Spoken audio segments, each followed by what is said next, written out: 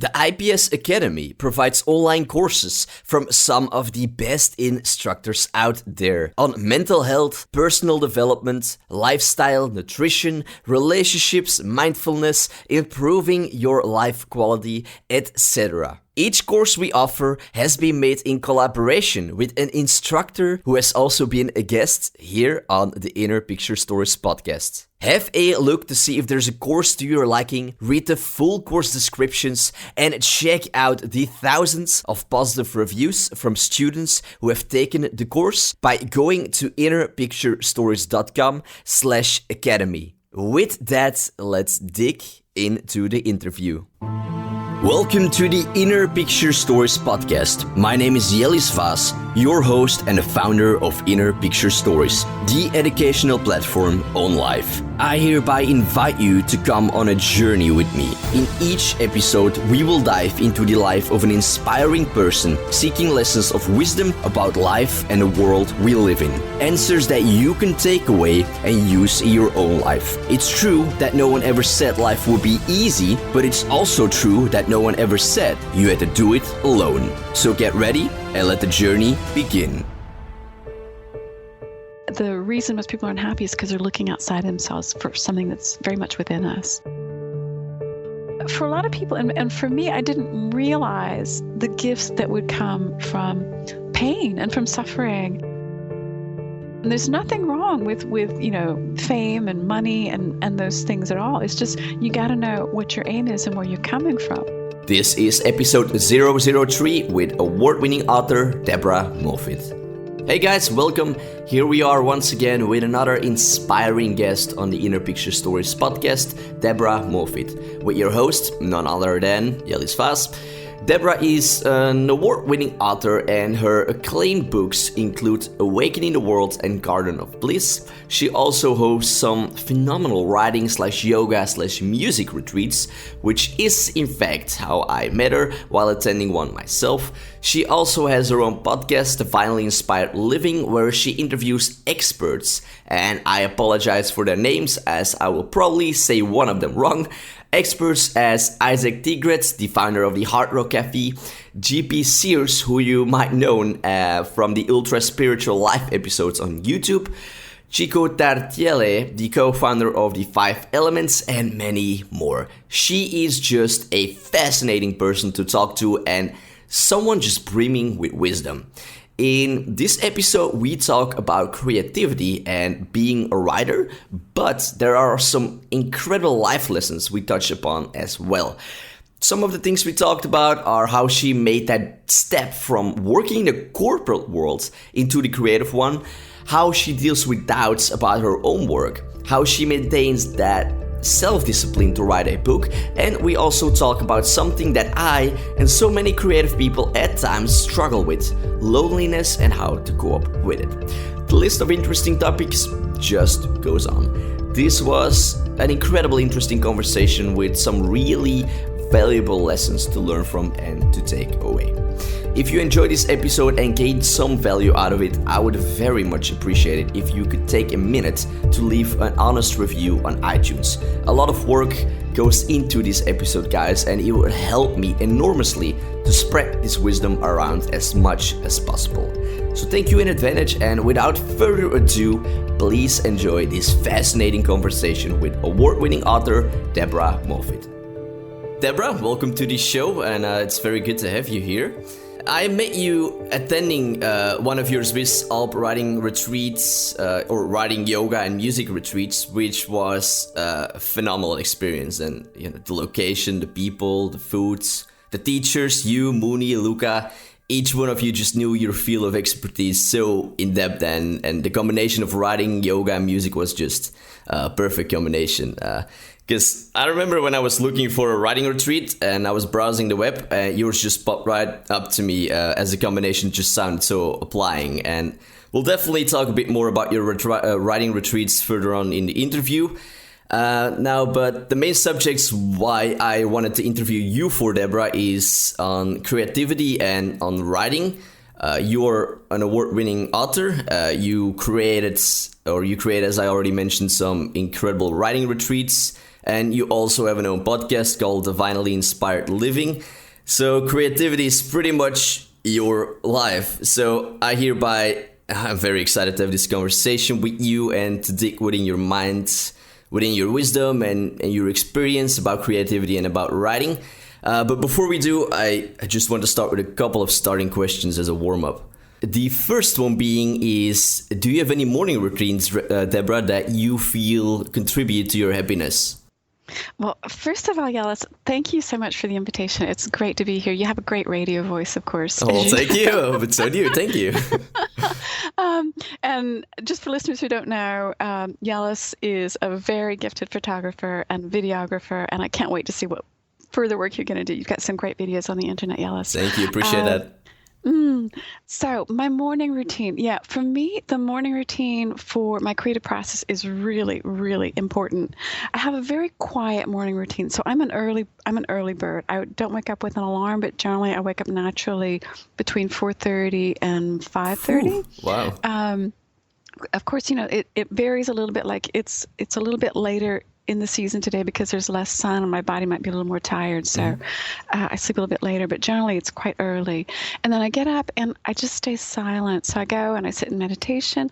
I often do a lot of journaling, just kind of tuning in and listening. And I will I actually sit down and listen to what wants to come into being. And that to me is the most powerful part of the creative process. So much of what people have talked about in terms of creativity and writing is about how to create, but it's very much focused on the left brain structure, produce, put things out there. And my process, the one that for me is the most effective and the most inspired, is the one where I sit down, like first thing in the morning. I'm very empty. I don't have any aims or objectives, and I see what comes in. And it's really powerful because it's only in that empty space. It's like an empty bowl. Things can come in. But if your mind is all full, if your left brain is all full of stuff, I'm going to do this, I'm going to do that, and you have so many things going on, there's nothing inspired that can come in. So it's really like a process of being emptying out stuff that's there if there's something in there. Often, there are lots of agitations, but first thing in the morning for me, it's very quiet. My mind is quiet. The world is quiet. People are not stirring around. You don't have the smells of coffee. And so a lot of stuff can come in, and it's very inspired stuff. And that to me is how so many of my creative ideas and projects come in. That's actually very interesting what you're mentioning there. Is that during journaling that you do that? Yeah, so I have two things. First of all, the very first thing I do is if I have any dreams, I write them down first thing, because dreams are a very powerful way to tap into one's creative inspiration. And also it can bring in lots of information about things that may be coming up in terms of emotional experiences, or predict things from the future, people to avoid, people to make connections with. So dreams are very powerful. The very first thing I do is wake up and make any notes that come down from my dreams. Then I sit down in quiet meditation, usually not eating or drinking. First thing, I have some water maybe, but then sit down in meditation. And then it's not really a deep, meditation. It's more just being quiet and then seeing what comes in. And so the journaling is kind of just what's there first thing in the morning whenever I wake up. Interesting. I like that. What do you think is the cause of unhappiness in most people? Wow. Yes, count on you for the big, deep question. Yeah, all right. So these are startup questions, but I know I already start maybe with already quite bigger subjects. But yeah, I think it's always interesting to hear what people think about that. Yeah, that's one of the most important questions that I have for myself, and also I think it's one of the biggest questions for people in the world right now. Everybody in America, we have this sense of that we have the right to the pursuit of happiness. Mm-hmm. And for a lot of people, the pursuit of happiness means having a job with status, getting the car, getting the partner, family, house, and they're very materialistic concerns. And there's nothing wrong with that. But as somebody who has had all of those things in one way or another and let most of them go, I was a corporate executive before I started writing full time, and was making lots of money, living in a French Riviera sea view apartment, the French husband, and my Hermes scarves, my Yves Saint Laurent suits, and lots of jewelry. And I had all those things. And at one point, I remember being in the kitchen, and I write about this in one of my books, Garden of Bliss, and I mention it in Awaken the World, both of which won national awards in the U.S. But I was in the kitchen in my French Riviera apartment in Antibes with a beautiful sea view. I had the view of the harbor, the old harbor in Antibes in the old town. And in the living room, I had friends who were eating, you could hear the crystal clinking, and we had beautiful porcelain plates and silver. And I was in the kitchen. I had just come back from, I don't know how many days of international travel. And my reflection was, why bother? I mean, if life is only about material stuff and getting, climbing higher and higher on the corporate ladder, getting more and more stuff, having more and more money in my bank account, then I really don't care. And I'd prefer to jump out the window than go on with it. And it was at that point where I realized that the material things were not really what it's all about. Mm-hmm. And that I heard a voice inside of me saying, don't jump out the window, Debra. Go find out what really is important, what matters. And that was what started my really deep spiritual pursuit. And I left the corporate world, and as you know, and started writing and doing my inner explorations. And it's not easy, but boy, it's certainly rewarding. I'm very content, and contentment is a higher form than happiness, I would say. That's what one of my teachers, Satya Sai Baba, used to say, is contentment is the highest form of happiness. So happiness, you have these great highs, and then you have the extreme lows that comes from, you've got the boyfriend, or you've got the great relationship, and then it falls apart, and then you crash, you're depressed, think everything is done. And then contentment is more like this constant, just knowing that when you're connected with that inner source of all that is, whatever you want to call that essence, that, there are going to be ups and downs in life, and that's okay, and it's part of it. And the contentment is still there, that joy about, I'm alive, everything is good, everything is okay, even if it's not, not picture book perfect. So for me, the unhappiness comes from seeking outside of oneself for things, like looking at a partner to fulfill your happiness. And when you do that, you're putting your happiness in somebody else's hands, and it's going to fail. Because anytime you hand over your power in that way, you're losing a piece of yourself. And all of that love and all that stuff is already inside of you. Or when you're saying, oh, well, I'll be happy whenever I get that book contract, or I'll be happy whenever I get the big house. If you put everything out there and put all your happiness on stuff that's out in the material world, then to me, that's a pretty precarious way to live. But for me, my practice is like first thing in the morning, continue to come into myself and find that connection with the core, the essence of all of life, the essence of everything that is. And that's where I managed to stay sane and peaceful, even in a world where, we have wars and crazy things going on. But I know that that's all temporary. But the inner part is the inner feeling, the inner connection with the peace and the bliss is always constant. It's always there. So for me, the reason most people are unhappy is because they're looking outside themselves for something that's very much within us.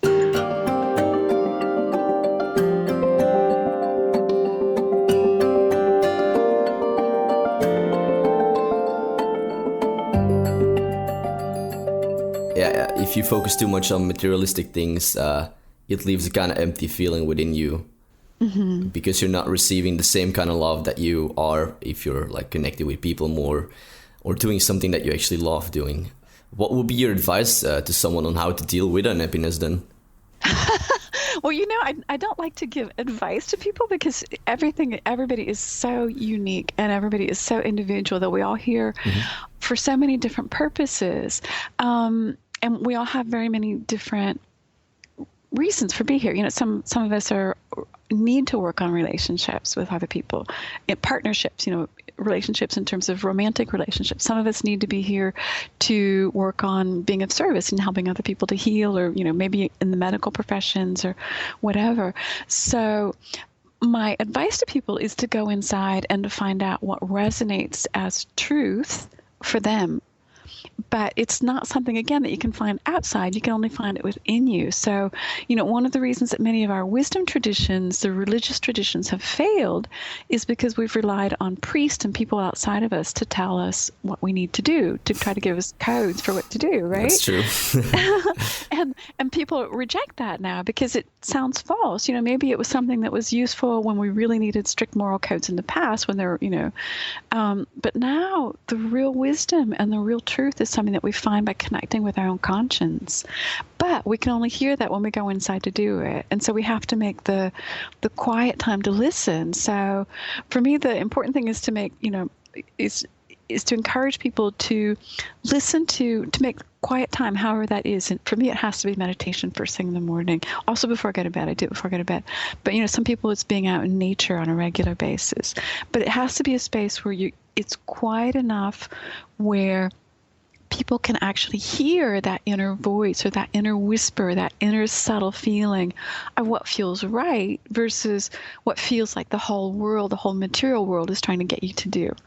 Definitely in this time of, just so many things going around all the time, like on social media, on the internet, and we're just constantly being, just attention constantly coming to us that we're just totally not paying actually attention to who we are within us.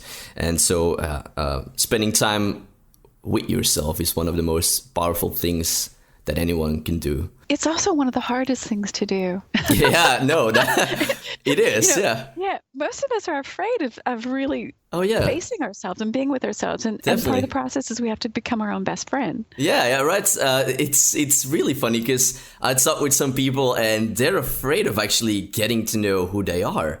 And I find that interesting because, it's logical for sure because it's scary to actually go and really know who you are. But at the same time, I think you're just kind of focusing on missing the uniqueness of who you are. So I find it just really amazing to actually go and learn who I am or to go and learn who someone else is, because it's amazing when you think that they're just one person in this whole world that ever will be like them. Well, you're such a wise soul, Yell. You have that. You already have that natural yearning to, to spend time with yourself and to listen and to observe. But, for a lot, and everybody's at different places. The funny thing about on this earth right now is that people are living so many different experiences in so many different ways. Yeah. So, I read a quote recently, there's not one earth, there are many earths, because we have so many different experiences based on who we are and what we've come into the world to learn. And for most people, the hardest thing is really to become aware of who they are, because most of us have a split within us. Yeah. And you know that, yeah. And that split is, who we want to appear to the world or how we want to be in the world and who we are really. And the courage comes in sitting down and saying, well, can I bring those two together, or do I need to let go of some of what I'm projecting out there and pretending to be, or who am I really, and start exploring that. And having the courage to really be that person and not be it in terms of what people on the internet and social media say you're supposed to be, right? Definitely. Appreciation, Debra. What do you do to remind yourself of your appreciation of life? Appreciation. Getting out in nature is a really big one. Going up, like a few weeks ago, there was snow up on the Simnos, and so I walked up on the Simnos in the snow and the sunshine, and it was quiet. And there were the cross-country skiers out swishing by, and there was just this feeling of brilliant radiance all around. How can you not appreciate that? Yeah. And then small things. I went to the market, the Annecy market this morning, and just looked around at what appealed to me for lunch today. They have these beautiful kakis, these beautiful like persimmon, the Italian persimmon fruits. I don't know if you know those. Not really, actually. Luscious. They're really luscious, and they're sweet and gooey. I'm sorry. Is this fruit or is this? Yeah, they're kaki fruits. They're Kaki Italian fruits. kakis. I've never seen. They're not like the Japanese kakis. I think if I have a check in on Google, I might know, but the name is not saying something to me at the moment, though. Well, it may be because it's in Italian. It's Kaki.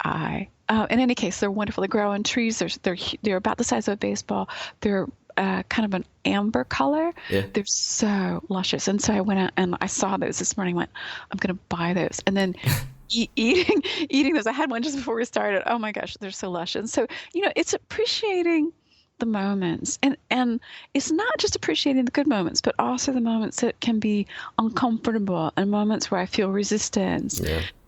Because if I don't have those moments, then I'm not going to appreciate the moments where everything is calm and beautiful and good. It's very important to tune into both of those sides, because it's true. Yeah, you have to know.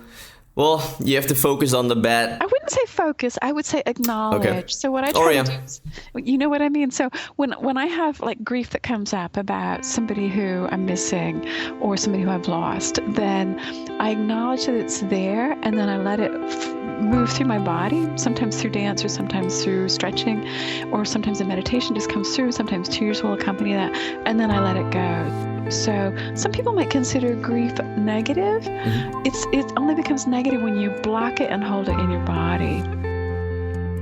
That's true. That's very true. Yeah. So it's not, and that's when it becomes a focus, and then negative things like illness can grow around it. So for me, it's acknowledging that those things are there, and then breathing into it and releasing it, or moving and releasing it.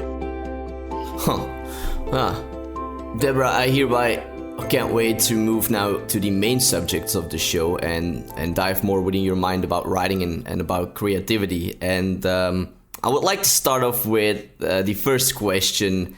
When did you know you wanted to become a writer? I think I've always known since I was born. In fact, I remember back into past lives where, I don't know if you believe in past lives, but I have flashbacks to past lives where I was working with symbols in different lifetimes in Egypt, and I believe in, anyway, different incarnations. And so my writing in this lifetime is a result of things that were coming together then. So I've always known. And when I was a child, I said, they would give me baby dolls, and I would say, don't bother, I'm going to give birth to books in this lifetime, not babies. Yeah, you said that on the writing retreat too, and I really liked that you said it. I think, it's cool, because I always knew. I always knew. The one thing that was interesting though was whenever I was 12, I got a typewriter for my birthday or for Christmas or something. And I remember sitting under a tree and looking for a story to write. And I realized that I didn't have anything to write because I had no experience. So that was frustrating. And then I had to have many life experiences, many of them quite painful, which has given birth to two of my novels that I've told you about. So going back a little bit in your past, you used to work in the corporate worlds. For how many years was that? Gosh, I worked for, I don't know, maybe 12, 15 years. I don't know, something like that. And how did that change happen for you from working in the corporate worlds into the creative world and becoming a writer and doing your retreats and your podcasts? What made you make that jump? Well, I always knew I was going to do it. So my philosophy was, having a creative lifestyle is not well supported by most societies, right? There are not very many places that fund writers and help writers who need to, you need space and quiet to be able to write. So how am I going to create that situation for myself? So I decided to commit my early years to putting aside funds by working in international business so I could support my writing life, which is what I've done. And so in my corporate life, there was a point whenever it was just complete burnout. I was traveling a lot in international business. And I was very fortunate because my contract came to a happy end, and that my employer wanted to end the contract and proposed another job, and so which I didn't accept, and then so they bought out my contract. They had to pay me a fairly hefty sum of money, which I'm very happy about, which contributed also to making my writing dreams come true. And so that helped. That was a big piece of it. And then I needed to learn the discipline. So how do you write? I needed to learn the process and the discipline of it. So in those early years, right after I left the corporate world, it was a huge shift because you go from a 9-to-5 left brain corporate mentality to, how do I become an inspired creative artist and writer? And we don't have guidance for that in society. So I had to learn the process by doing it. So every morning I would sit down, and I met a lot of writers. I met screenwriters at the Cannes Film Festival that I attended several years as a screenwriter. I've done screenwriting as well. I got involved with, writing for newspapers and magazines, very high-end luxury magazines and journals. And my very first story that was published was actually broadcast by BBC World Services Radio. So that to me was like a big deal. It was like 6 months after I left. 6 months after I left the corporate world, that story was picked up. And to me, it was just a huge sign that I was on the right track. So I hope that answers your question in part. Oh, yeah, for sure. And for other listeners who also find themselves within that kind of situation of wanting to make that jump, but who are afraid of doing so, any advice you could give to them that helped you? Yeah, I feel like you have to know yourself and what your aims are, and what's important to you. So if having a huge house with a very expensive car, and a yacht and those things and having a huge social status are important to you, then you may want to think twice about leaving the corporate world or leaving your job. Right. For me, writing has always been my priority, and I knew a time would come when that would happen, where I would be able to do that full time. And I downsized everything. I had a beautiful 2-bedroom apartment in Antibes with a view of the old port and the Fort Carré and the Picasso Museum. And I downsized all that. I let go of, my Louis Philippe mahogany furniture.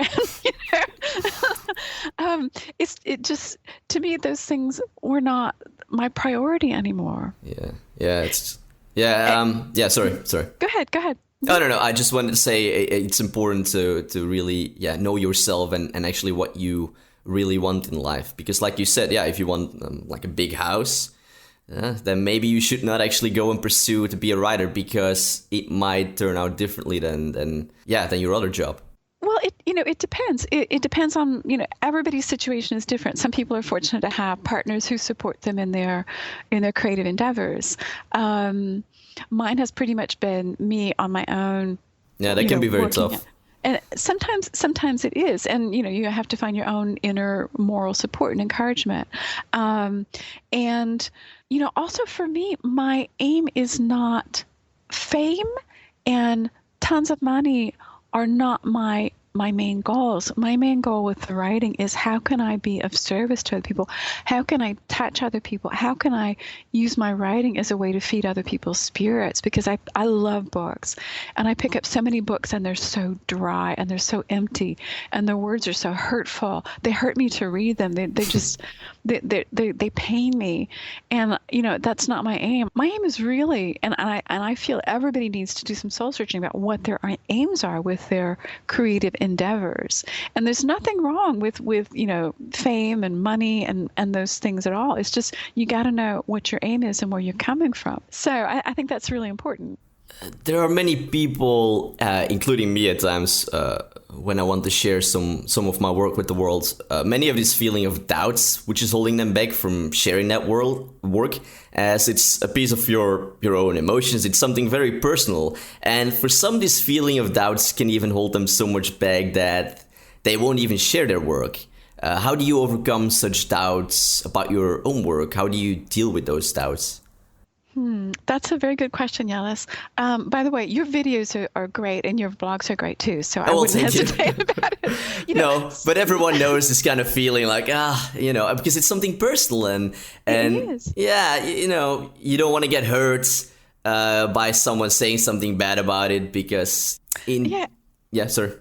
Yeah. So, first of all, about criticism, don't take it personally. I've had criticism about my books. Everyone has. Yeah, on Amazon. And it was really, people ranting, saying really nasty, hateful things. But you could, even personal attacks, people who didn't even know me. And it's really interesting because somebody recently, I don't know the person, but actually defended and said, these reviews are just mean. And so, you just have to learn that it's not personal, for one.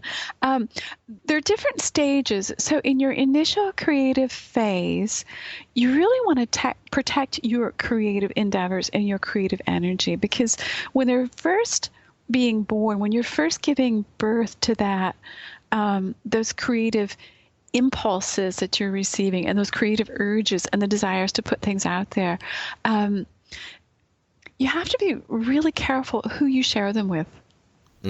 Because, again, it's not personal, but some people are going to be envious. Some people will be jealous. Some people will actually destroy your creative work because they want to be creative but can't. They're blocked creatively.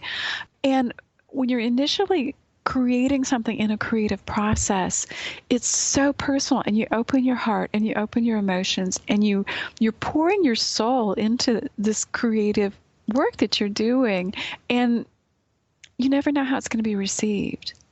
In the initial phases, often it's good, I feel, for me, to hold back and just wait for the right timing to put it out there, and make sure that I'm feeling strong enough to be able to accept whatever criticisms or positive things are going to be coming.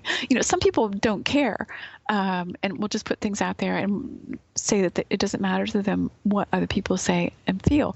But on the other hand, people who are really creative really hope to make a difference and make a change. Definitely. Make a difference.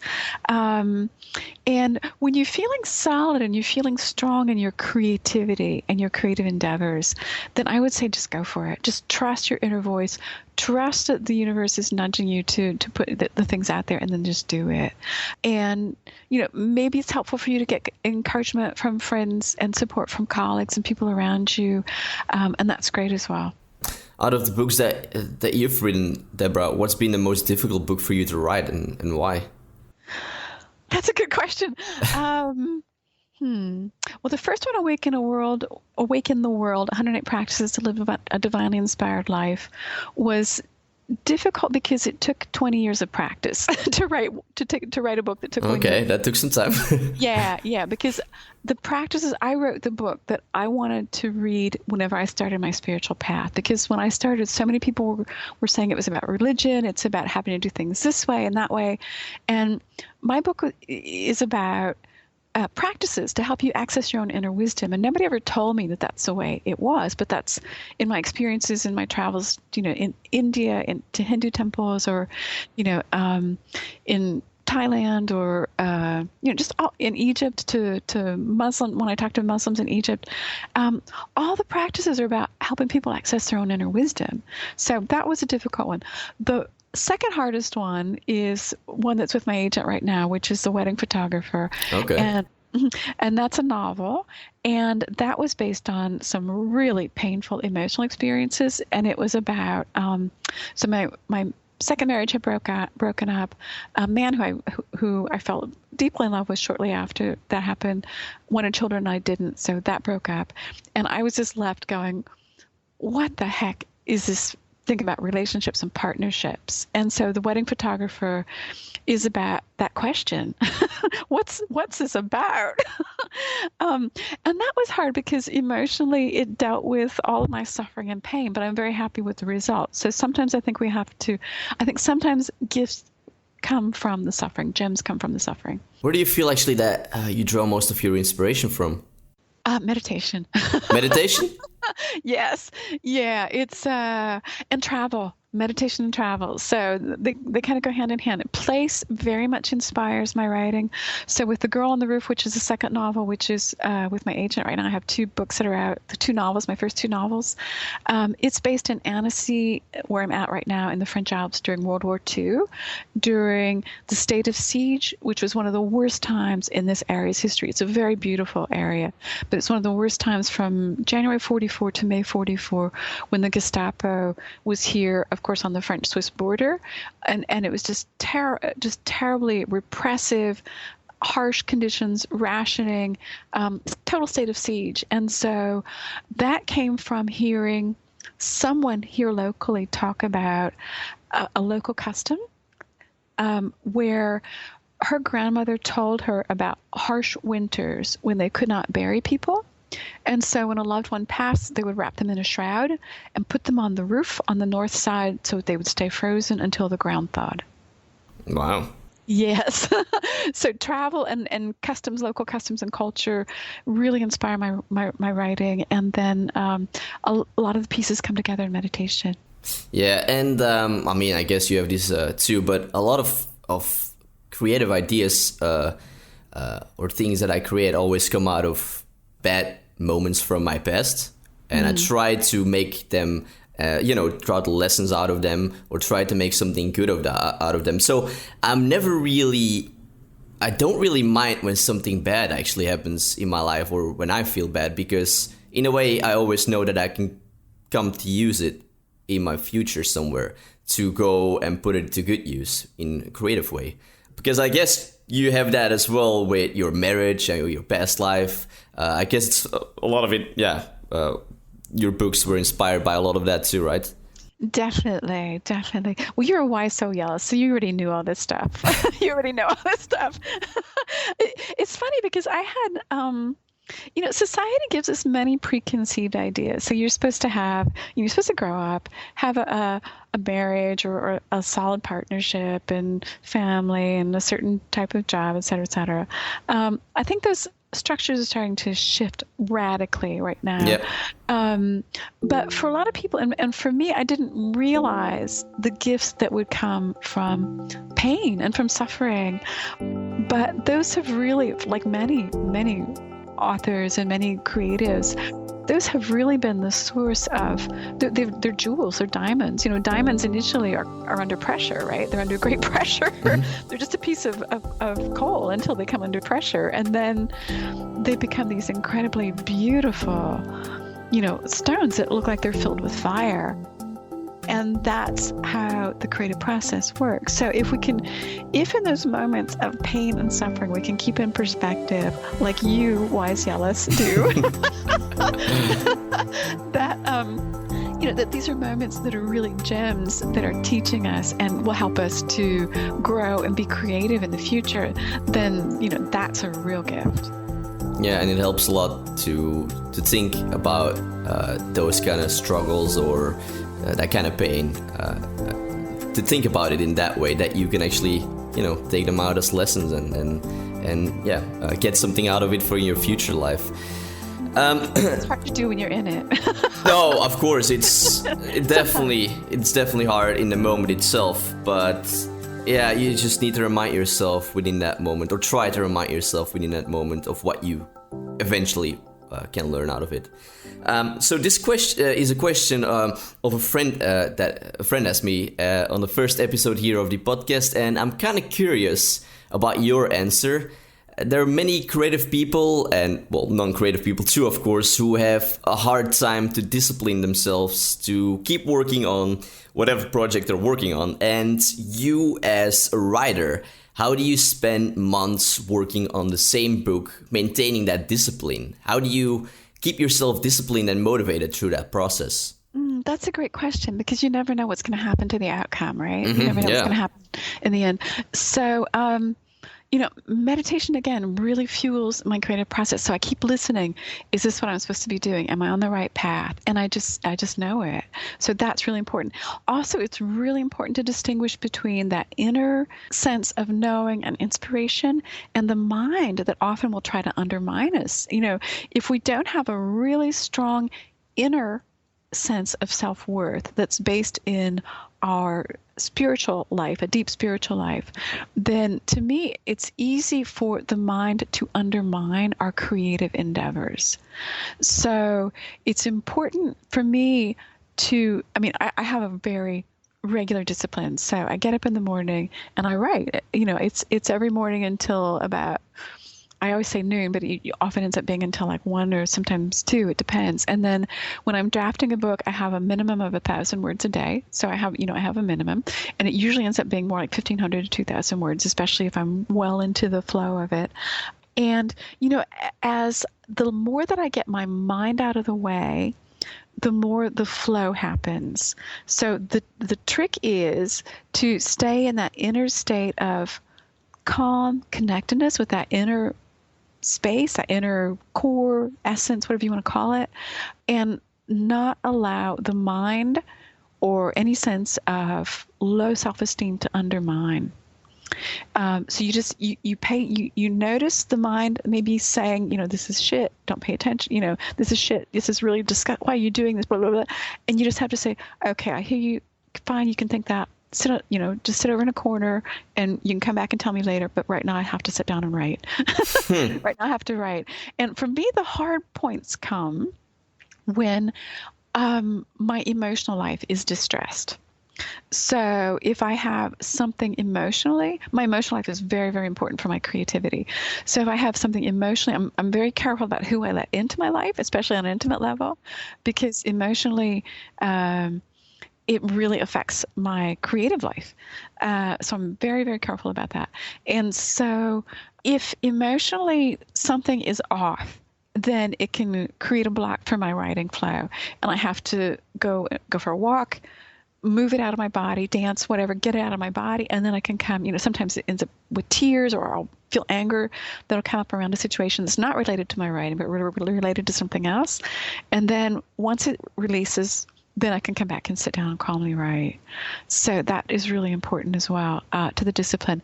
And then sometimes I notice with the work, the books, it's almost like I will get to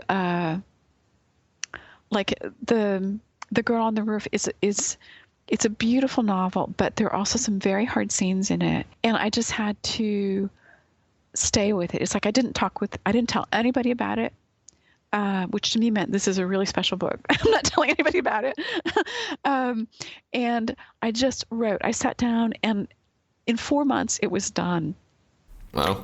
And that was getting my mind completely out of the way. It was so inspired. I could see the scenes rolling in, and I saw the structure from the beginning in the 3 acts that I wrote it in, and it was just bam, bam, bam. In 4 months it was done. So, and that's 90,000 words. It's not a short novel. So that's not short at all, no. No, and that's the power of meditation. It's the power of knowing yourself. It's the power of having a clear emotional life and getting your mind out of the way. And, just telling your mind, I don't care what you say, you're going to sit on the back burner. I'm going to do this. You can just wait. Do you have actually any sort of ritual or something you do before or when you're writing? As, for example, whenever I start writing, I always put like white noise on or any instrumental piano or guitar music, and I drink a cup of tea. And yeah, those two things help tremendously for me too. Yeah, mine are very similar. So, it's very similar. First thing, I will often not have music, and then sometimes, depending on what I'm working on, I'll have very, very quiet, no words in my music. And I have to be careful about the moods, because the moods can influence what I'm writing. Oh yeah, totally. Mm-hmm. So again, it's music, and then, like you said, always a glass of water, tea. I light my candles in the morning on my altar before I come up, and just prepare a sacred space. I mean, that's really important. Here's a question on something that I at times struggle with, because doing creative work, creating something, it can be quite lonely at times. And I mean, for example, the vision that I have of Inner Picture Stores and what I want to create out of it, at the moment, it's just me who is building that out. It's just me who has that vision. But also when you're writing a book, it's just you. And so it is with many other creative work. It's just you who has that vision that you're trying to put out into the world and that you're trying to create to life. And this at times brings that feeling of loneliness within me. And well, it's not in a way that it's like ruining my life or something, but I do wonder, how do you cope up with that feeling of loneliness? Because I'm sure you've had that feeling too. Is there any... Oh, yeah. Being creative is often a lonely life. Mm-hmm. Yeah. And when I have had partners, I haven't always understood.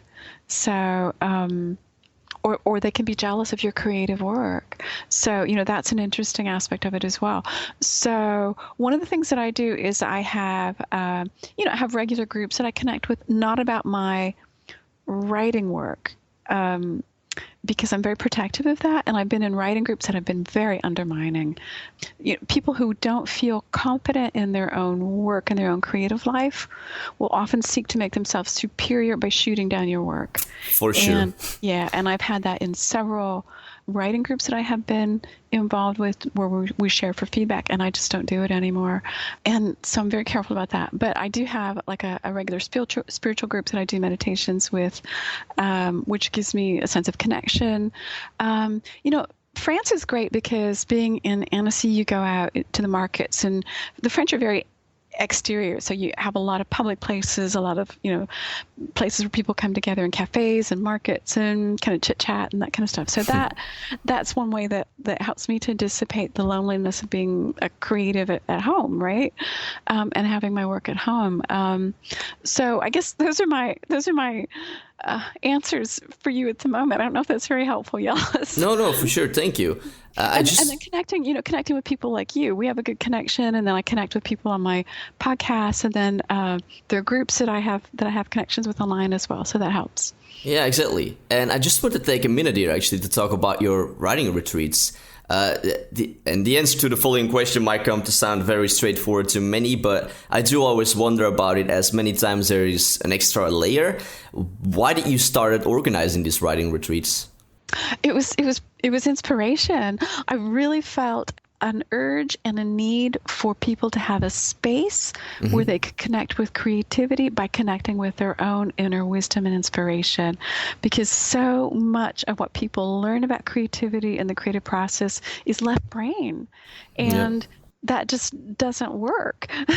It's a very deadening way to be creative.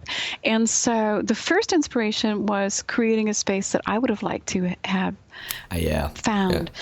And so, the very first one was in a converted monastery, and those were great. And then the third one you were at, the Swiss Alps retreat, was in that beautiful village where I have finished 2 of my books. Yes. And so I wanted to share that space, which was magical. It was magical, yeah. Yeah, and then the next one is in August 2017 at Mont Blanc and Chamonix, and that's Make a Difference from Where You Are. And that's going to be virtual as well, which you're going to help me out with, Yellis, in terms of the video and that part. My aim is, how can I help people? That's where the inspiration comes from. So when I hear that there is a need, and people, it's like I tune in meditation, and I feel it. I feel that people are yearning for that. And my retreats have always been very well attended. So, it must be working. Yeah, you hold writing retreats on different locations, mostly around Europe. And I really have to compliment you, Debra, as the teachers you have on your retreats are just fascinating people. And the locations you choose, well, you have an excellent skill in finding some of the most amazing locations here in Europe. Because, the writing retreat I attended to in Switzerland in Sonogno was... Sonogno. Oh, yeah, so Sonogno. Sonogno, Italiano. I mess that always up. So, but, it was just beyond words. It was beautiful there. And as far as I'm correct, you seem to have different teachers on each of your writing retreats. Is there anything you particularly look for within that person that determines you want to work together with them? Yeah, they have to have a spiritual connection with themselves. I mean, it's not about... There's never any aim, as you know, to convince people of anything religious or spiritual. But the teachers, the people who come, have to be in connection with their own inner wisdom and interconnectedness, because they don't have an ego trip that way. They're not coming out of ego or because they have to convince you of doing anything one way or another. It's like with Mooney, Mooney and Luca, who Mooney was the meditation and yoga teacher, and Luca was the music teacher. And we have Alex Inchbald, who is the extreme artist who is in Chamonix and Mont Blanc for the summer. And the power of all those people is that their creativity comes from that deep inner source, and they're not seeking name and fame. They don't have anything to prove. It's just that they're creative, and that's who they are. And they want to help other people. Yeah. And they want to help other people. Yeah. Yes, yeah. That is a key as well. There has to be a deep inspiration, a deep sense and yearning to be of service to other people, because the retreats are about helping people. It's about drawing out other people's own wisdom and gifts, and helping them to connect with that. So as you know, Yellis, and I think maybe left you a little bit frustrated sometimes, I don't tell people what to do, but I help them to find their own keys and their own inspiration, their own tools to go in. No, that's important. It's important to kind of give them some kind of a guideline, but then to just leave them to kind of find their own way. And could you give a little glimpse of one of your upcoming writing retreats and tell us a bit about like how the program looks and what people can expect? Yeah. So the next big one is the French Alps Make a Difference from Where You Are retreat. And I chose Mont Blanc Chamonix because last summer I went to what's called the Sea of Ice, and it's the huge glacier at the foot of Mont Blanc.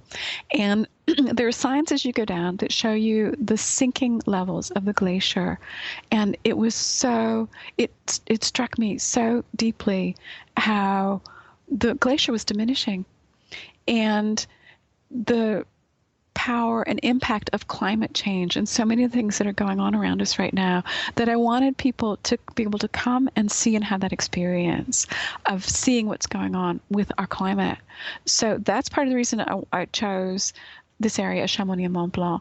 And so for this retreat, it's inspiration by going in and connecting with your inner self, and then considering through using writing as a tool for self-discovery, and often doing like 45-minute short writing sessions, which are focused, guided writing sessions, so you can begin to explore what's important to you and maybe how you can make a difference in the world right now.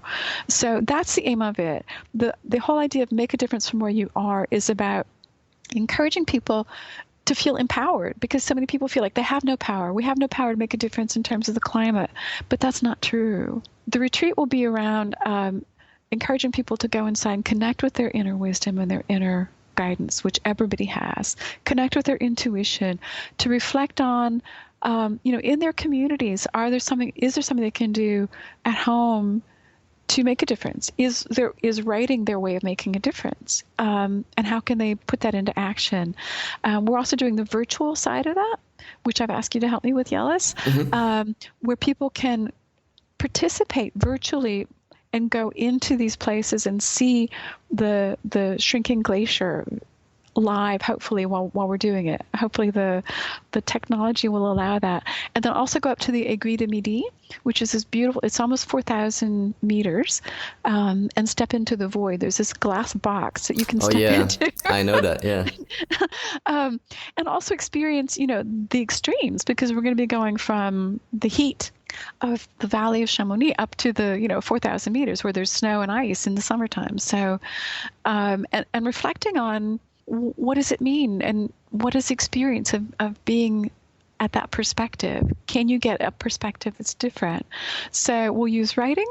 I have a yoga teacher who will be helping us out as well, Natalie Doswald, and then Alec Inchbald, who will help us with creativity and purpose. He's very good at helping people to connect with their own purpose. I also like to help people explore vision and values through writing what their vision of their future is, and also know what they value, because most people tap into society's values without really thinking of their own. And so this is an exercise to help people explore their own values. That's what you just said. That's very good said. Very true. Where can people check more out about what you're writing retreats?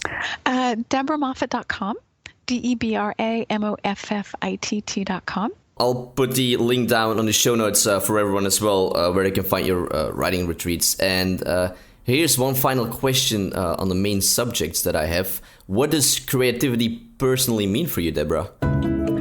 It means connecting with that energy that wants to come through you and respecting it and giving it form.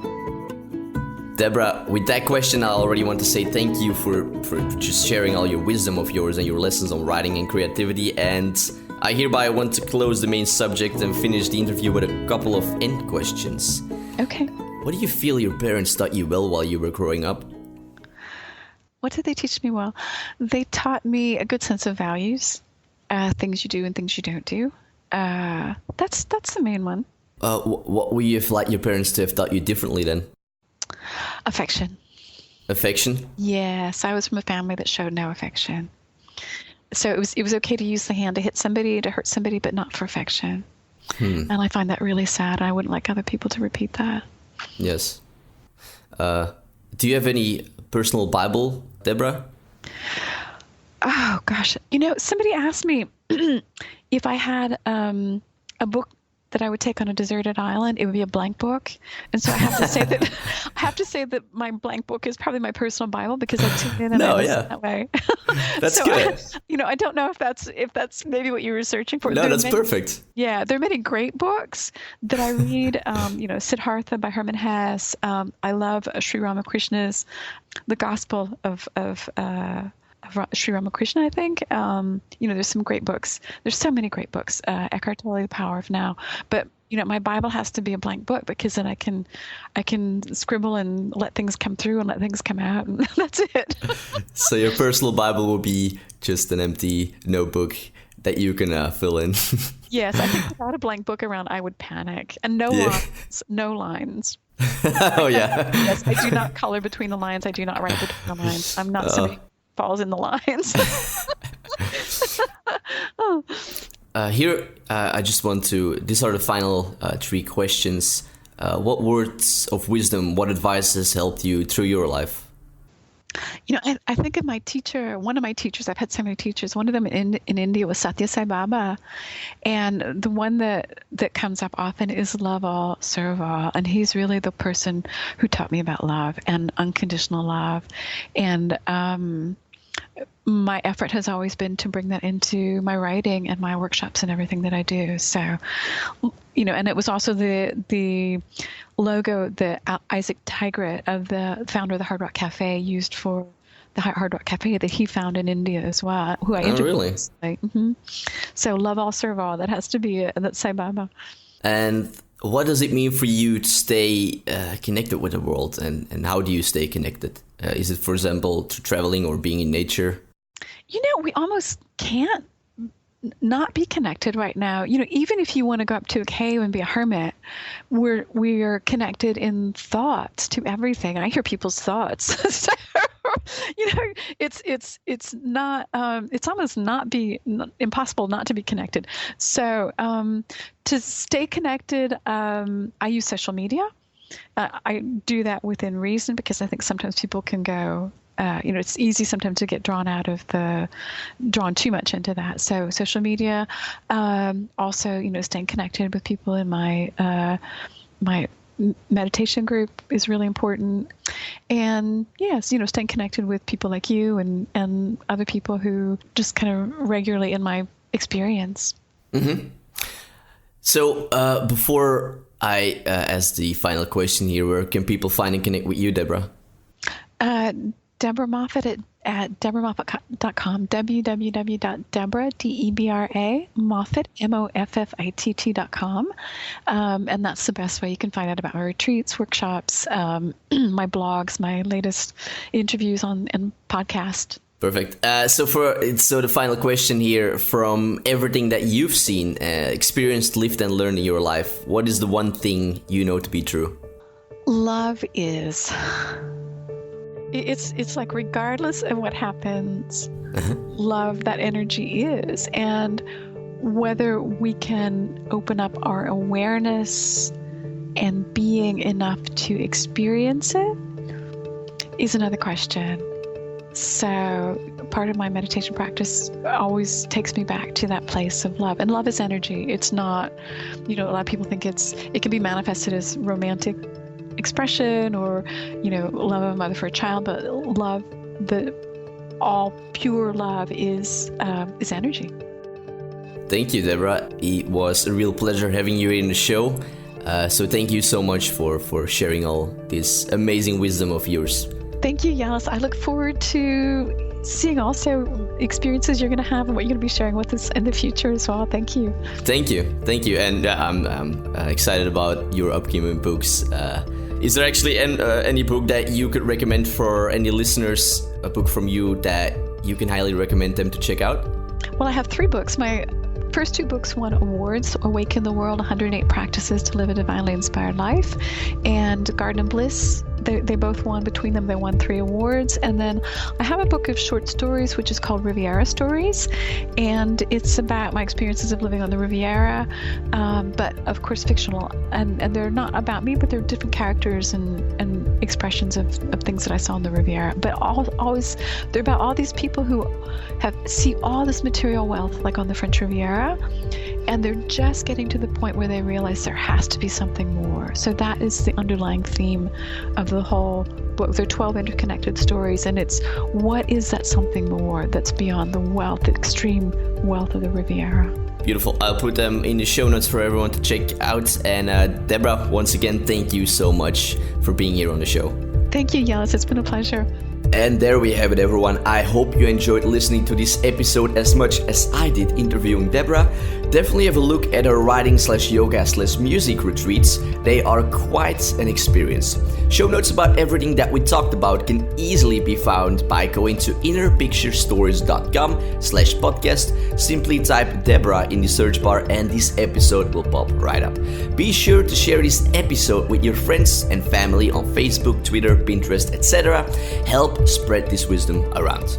Thank you so much for listening to this episode. I sincerely hope you enjoyed it and gained lessons and value from it. And with that, I salute you and hope to see you again here on the Inner Picture Stories podcast. This is Jellis Vaz signing off. Until next time, guys.